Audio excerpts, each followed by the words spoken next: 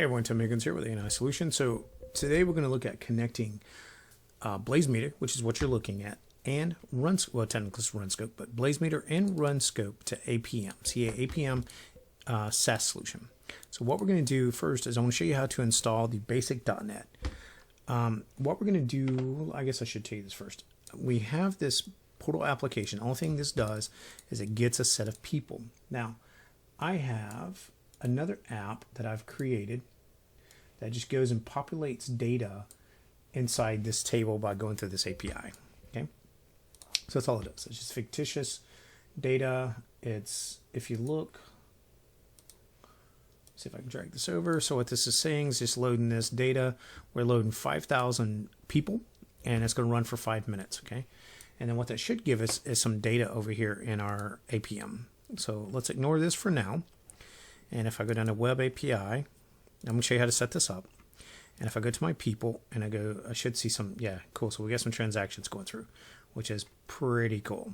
All right. So how did I do this? Well, first thing you got to do is download the agent. So you click over here on your little menu and you go down to agents.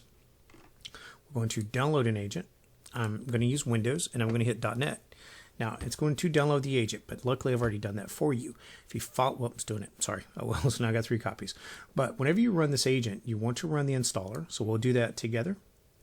And then there's a little trick. So let's go look at that. Let's go look in the folder.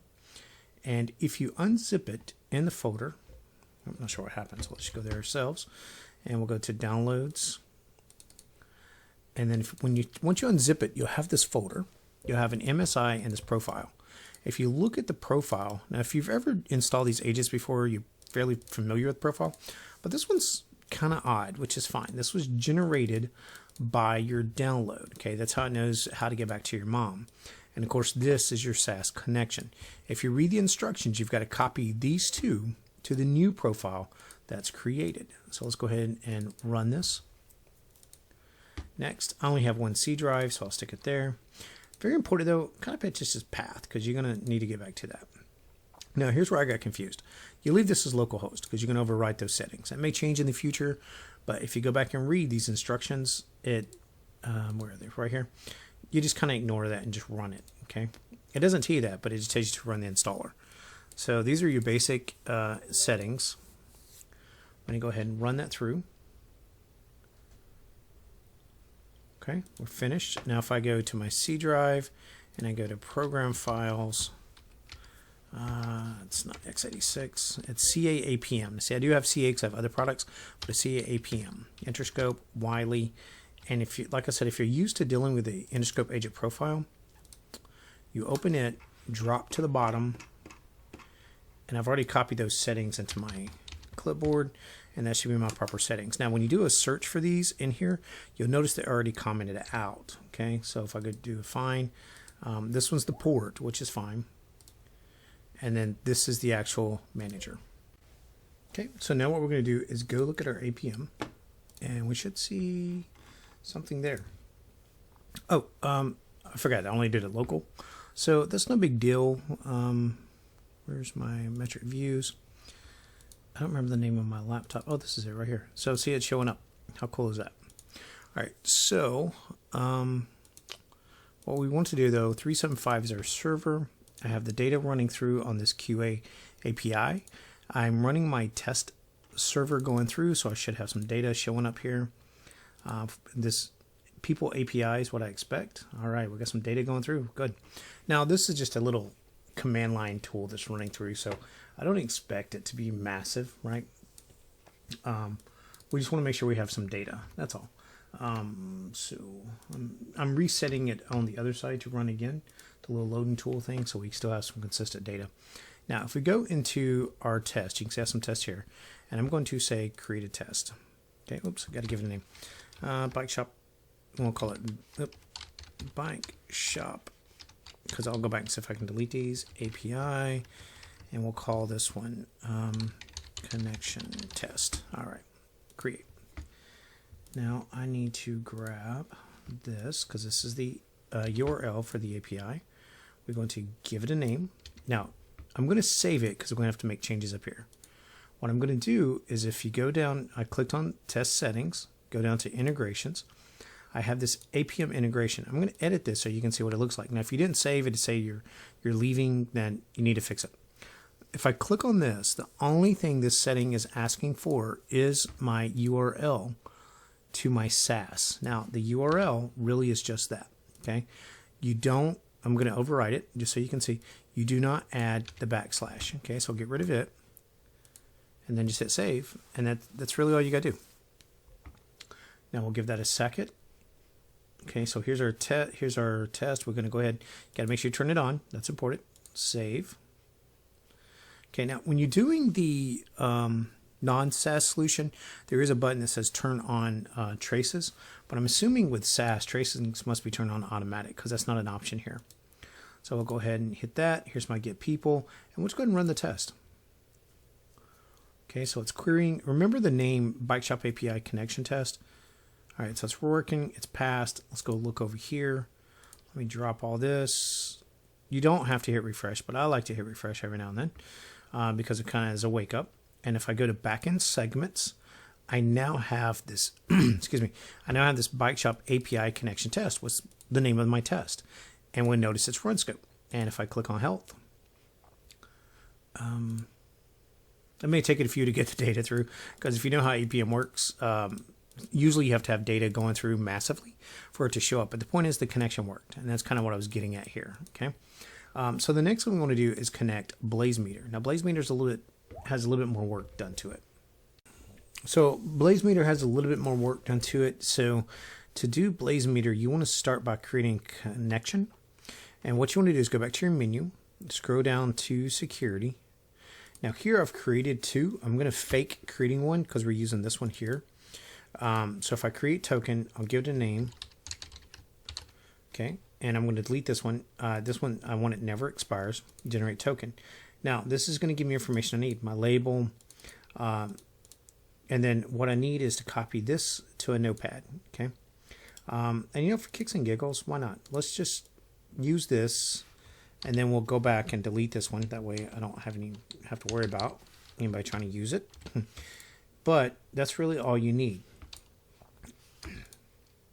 So I clicked away. Let's make sure I didn't lose it. Okay, it's there.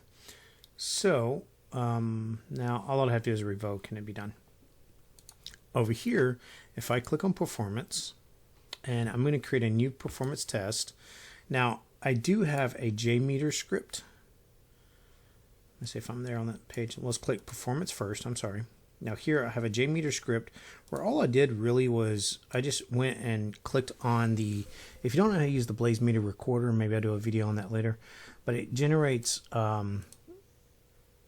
it will generate JMeter scripts for you, and then you can just drag and drop those in. They're fairly simple to use. What I'm going to do here though is I'm going to give it 20 minutes. That's fine. We'll say, let's do 50 users. I want to beef it up a little bit because I'll stop the video and we'll come back to it. And I actually want to add more locations because I want to split it up. So we'll say, I guess I'm coming from Canada. I guess I'm coming from the US, Virginia. And then let's do Asia South. Okay. Now that's pretty cool. And then what I want to do now is I want to click on my integrations. We're going to do two-way integrations. Again, I'll do that slowly. If I scroll down to integrations, I'll click on DX APM. I want two-way. Now here's where it gets kind of tricky. This name, you can't really click in there to change it. I had to click down here first. And you just kind of click around till your mouse finally lets you do it. Now, with saying that, this was some of the things that took the longest to figure out. I need this URL, just like in the other one. We'll paste it here. Okay, get rid of the backslash. This has to be 443. 443. Okay, and for APM, harbor stays blank. It's really blank, even though you can't tell. This is just a shadow in the text box. And now I need our little text. Let me close this. We need our new text ID, which is here. This name has to be up here. Now, this is one thing that killed me. I'm going to drag this to the other screen. All right, there it goes. So that name has to be there, and then we need that big long security code. I've got it on the other window because you already saw me do it. has to be here. Okay, and then hit validate. If I copied it incorrectly, give it a few seconds. We have successfully validated, which is awesome. Hit apply. We're good now. Our test is good. We're good. You're good. I'm good. We're going to run this. So I'm going to run this test. I'm going to stop the video and I'll come back when it's done. Well, let's get it running first. All right, and then load servers. And now it's going to go through its magic and I'll come back when it's done. Okay, so the one thing I did do is rename the demo, but that's no big deal. It didn't take effect until afterwards, and you'll see what I mean. But this is my test. It ran pretty good. I like how it turned out. We're going to look at the timeline report. One of the most important things that is really cool is now this shows you your KPIs. It's loading, so give it a few seconds. And while it's loading, I also have a list of my APM KPIs. Now, we'll give this a few seconds to load. Actually, usually it doesn't take that long. I'm going to refresh. There it goes. Okay, not sure what was going on. So let's get rid of these. Clear all. Oh, there we go. So now I can see my little grid here. If I scroll down, that's what I'm saying. You have your DMX. Now, the only thing I don't like about this, let's go look at APM. We'll come back to it. If you go to your APM, we'll go into 3075, and we'll go under QA API. Under business segments, I'll see some recordings, and that's really cool. The one we did was this one, okay? And I actually copied it. I'm kind of cheating because I had to stop the video, and it timed out because APM has to work on, constant moving data. But I reran the test, and now if I come in here and see, I can actually see that I have data. So not bad, huh? So this came from Blazemeter. Now, to prove the point, and this one's the same one, it's just the data kind of timed out on me. Okay, so if I go in here and click on this one, you can see there's no magic behind the scenes. This is where the time kicked off, right? Okay, and it's going to stabilize because it's done testing. Now, if you look under these other ones, these are where Runscope was ran. Okay, now that's a Blazemeter, and then Runscope. Now, the reason you do that is because now I can take these and I can set alerts on these. I can put these over here. I can create a map with those and group those together and just call it Blazemeter as one of my one of my perspectives, or I can add it as a filter. Now, I actually do other videos that show you how to do that kind of stuff, so we're not going to cover that here. But the point is, now I have APM, I have Blazemeter data showing an APM and Runscope data showing in APM. So my tests are actually now showing inside of APM. So again, metric view, look for where your agent is. Remember, we installed a .NET agent. I showed you at the beginning of the video. And then we just ran the test against it. Now, with saying that, I should also still have a little bit of data where Runscope, where Blazemeter was actually pushing it through. Now, this is zoomed out a little bit, but as you can see, there's some of these actually have some little bumps in it. All right, and then I have to go back in time and make sure everything works. Like this is a good one here. Okay. Now let's go back to Blazemeter. This is if you don't know APM, I apologize. You should, but this is basically your view. Okay, all your metrics grouped up. If I go over here though, it shows me everything, and that's what I was about to say. And that's why I jumped over to APM and came back. Is I don't like that it shows me everything. I wish it only showed me what my test was, but I know 375 is my server. I go in here, now I have all these metrics. The cool thing is, even the database scripts that ran, that's pretty cool. But most importantly, what I can do with this is if I go and look, let's just say, I'm not sure what I'm looking at here. Oh, average response times. So if I just go through here, and let's see, let me close some of this just so we can get some real estate going on here. And I want to look at my GC, my bytes per use. Look at that. How about total? Okay, so that's red, that's purple. So what I'm actually doing is adding, TDOL is something totally different. But if I go, how about CPU usage? Okay, what it's actually doing is mixing APM metrics with Blazemeter metrics. How cool is that on this one grid? So with saying that, I hope all this made sense. What we did was we created the agent, we connected APM with Runscope, did a test, showed it up in both places, and then we did a Blazemeter two-way connection. Hope this was helpful.